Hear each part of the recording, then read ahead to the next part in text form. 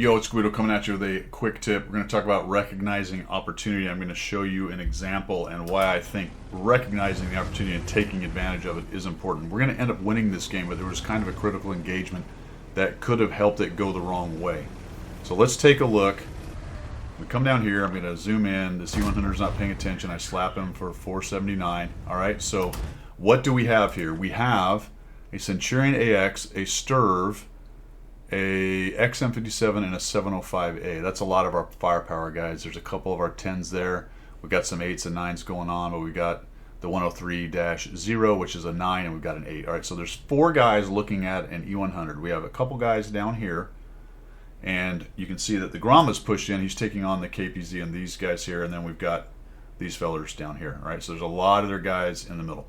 But right now, we've got 1, 2, 6 tanks taking on 1 E100 and potentially a WT right there. There are a couple guys down here low as well. So let's see how this develops. We're going to come over here. KPZ pushes on the Grom, so I fall back. I'm going to try to help him if we can. He's messing up the poor Grom. See if we can put a shot on him. That worked. All right, 521. All right, Charfooter's looking. The VZ is running away. KPZ is still fighting this guy, and still our guys sit. All right, that's fine. The E100 has a hit points. There's a WT there. Maybe the Char is a concern for them. Grom dies. I'm still a little bit worried about the road. This was a mistake on my part. I should have side scraped here because that's just going to let him have a shot. He puts a big thump on me for 734, but I got a lot of hit points. The KPZ dies. And still, these guys creep up, but they're not doing anything. Recognize opportunity. They're worried about the WT, but we have a chance to absolutely jump all over this E100 when he shoots. He just shot me. These guys are way back here. I mean, it's a 705 Alpha, for goodness sake, and a Centurion with a good turret, XM, good armor. Let's watch how this goes down. What you're worried about in these situations, and we are winning by one tank right here. The problem we have is there are 6 of us being held up by an E100 and maybe a WT, and we don't know where the Char is right now. But even in the best case, it's 6 of us being held up by 3 of them. The problem with that in this game is what's going on elsewhere. We did win the South, but look what's happening. Our 4 guys in the South are pushing into the bulk of the rest of their tanks. In addition to that, there's nobody over here to keep them from now shooting us down the road right here. This is critical. We have to get rid of this E100 and stop letting this guy stop all of us and cause issues like crossfires potentially. And the problem is these guys don't really notice that. And I don't know if the 705 is AFK or what he's doing. But in terms of the guy that really needed to take the lead here, the 705. I'm going to see where I get hit. Oof. In the... Wow. So I was over angled, I guess. Wow, I just went right into there. The modeling's a little weird, but I got hit on the back like that. That's crazy. Okay, well, sure. Why not? I thought I was angled pretty well. Took 700 something more damage. And finally, the XM's making a move at least.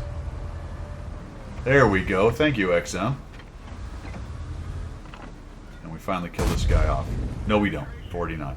Because why on earth would I get a standard 530 roll? Of course, I wasn't going to close them out, was I? Unless it was a super high. Again, the 103 and the 705. What are you guys doing? Recognize opportunity, guys. This is what it looks like. The Char has gone around behind him. Look where he is now. And that's the problem with letting one tank hold up a bunch of tanks where we're not doing any damage. Me and the M451, and what happens is the guys down there are like, oh, those 2 are getting damage on them, so we'll just let them keep doing that. I'm worried about maybe taking a hit from a WT. Well, okay. Problem is, what's going on? It's opportunity cost. That's great. You're maintaining your hit points and all that good stuff, but at what cost? What is happening elsewhere in the game? Finally, the WT shows up. Now, to be fair, you push in there, you probably eat a WT shot. But what else happens? You probably light the WT. All 4 of you go, he can't kill you all, and there's 2 of us here. We could have had that U100 dead much earlier. Then what happens? Myself and the M451 show up here. I'm worried about the char, so I actually go back. So that's another cost of taking too long. It's allowed the char to move around behind us. I don't want him jumping on cap because we're all kind of forward. So somebody's got to start moving that direction. As you can see, these all snowball. These things snowball. These decisions. And this game, one of the least understood parts of this game is, opportunity cost and time. Like, how much time do you have for what you're doing right now? Are you being too slow? Do you have enough time to do whatever it is you are currently doing? And very often people lose track of the time element of it. It's how people get capped out a lot in this game, or run out of time, or are forced into making rash decisions because they ran out of time and we're not taking into account the time element of the game. I'm going to make you watch the rest of it. It's a quick tactics tip, which has already gone long. That's all I've got. That's what opportunity looks like. Take advantage of it. Me and the other guy had him busy. They swarm him, get rid of him, move on. We'd have been in a lot better situation. And it's just one of those things that a lot of players don't see very well. So I think it's instructive to show you an example. Have a great one. See ya.